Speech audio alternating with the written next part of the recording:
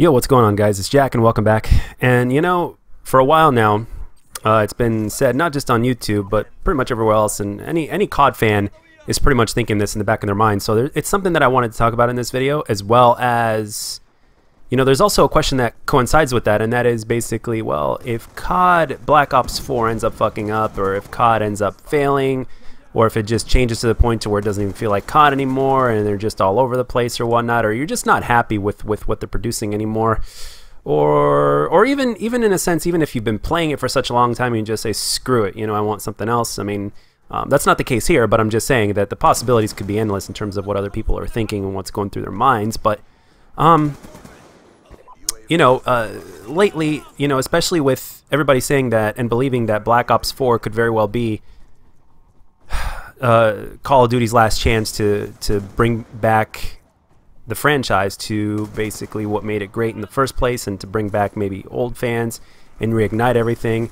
And as you guys know, history does repeat itself, so even though Black Ops 4 may be great, there's still a chance that afterwards it may not be after Black Ops 4. I mean, and there's also the possibility that, let's just think realistically here, I'm not just trying to be pessimistic or anything, but let's think realistically. Black Ops 4 could be potentially the last good Call of Duty that we may ever have.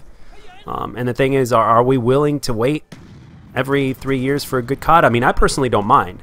I mean, I've been playing before Black Ops 2. I just realized how unplayable Black Ops 2 was recently. I tried to stream it and I couldn't, but I was playing that game for years. Black Ops 3, I'm not in the mood for anymore. The connection is just too inconsistent, plus with the whole DLC weapons being extremely strong and just being unfair. It's just like the connection is just weird, and this Black Ops 3 just doesn't play as good as it did, at least for me personally.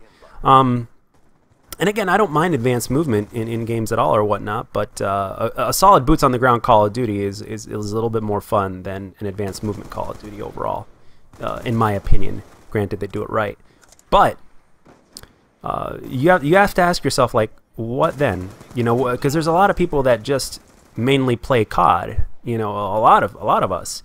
I've been playing this game consistently for the last 7 years, so there's always that mind. And plus, I've got this channel now, so I think it would be not only fair, but you know, it would make sense just to kind of communicate you guys and tell you what's going through my mind. And it just makes sense that if things were to go south in terms of Call of Duty, that it would make sense to transition onto PC, and I'm gonna explain why in a minute.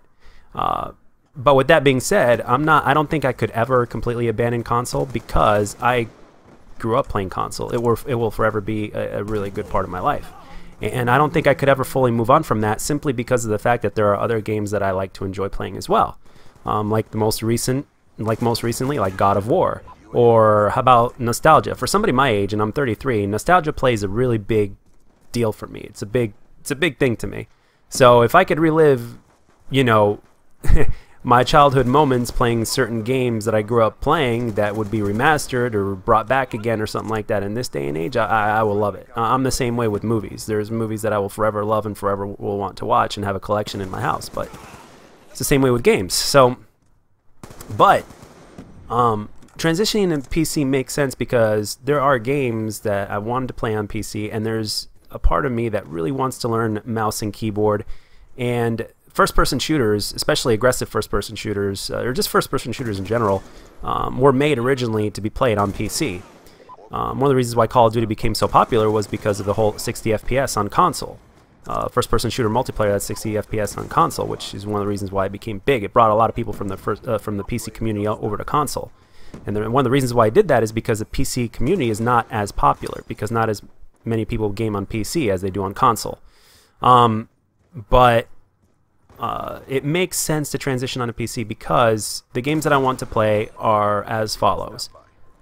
Unreal Tournament, the new one obviously, Quake Champions, and Iron Sights. Now Iron Sights, one of you guys told me about in the comment section, but I already knew about it. I just forgot what the damn game was called. And recently I've been looking at footage of it. It's like, this is basically like a COD clone, but it's basically Call of Duty. And some people argue that it's even better, and it's free to play, and it's in, I don't know if it's still in beta form or whatnot, or if it keeps on getting updated or whatnot, but the fact that it's free to play doesn't really have much to do with anything. It's just that I see a game that I really love the way it looks and the way it seems to play, and it's like I would like to play that. And then there's also the fact that learning mouse and keyboard is something that's kind of intriguing to me.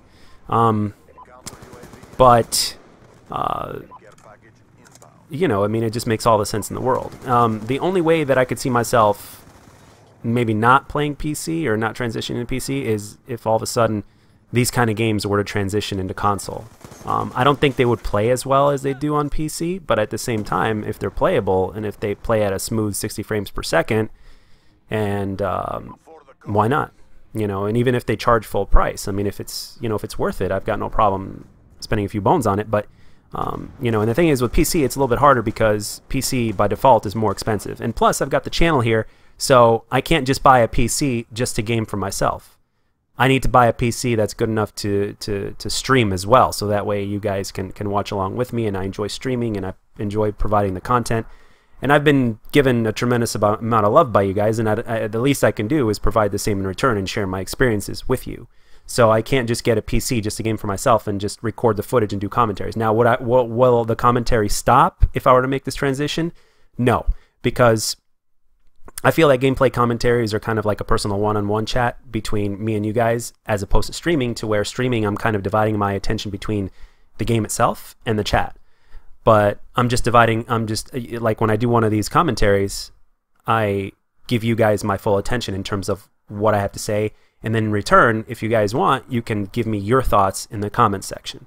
So speaking of which, I've kind of gone overtime here. So but yeah, that's pretty much what I'm thinking, and it makes complete sense to me. So you guys can let me know what you want, not what you want, but let me know down in the comment section your opinions, and obviously everything you guys say and everything that that you guys think of always gets taken into account in terms of what I post. Obviously I'm going to post what I want to post and what I feel like posting and playing, but at the same time, you guys do have a bearing on what I ultimately do post a lot of the times, the majority of the times, because it's not just about me.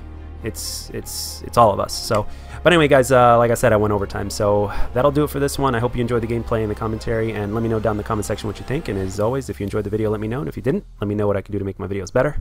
And I'll catch you guys on the next one.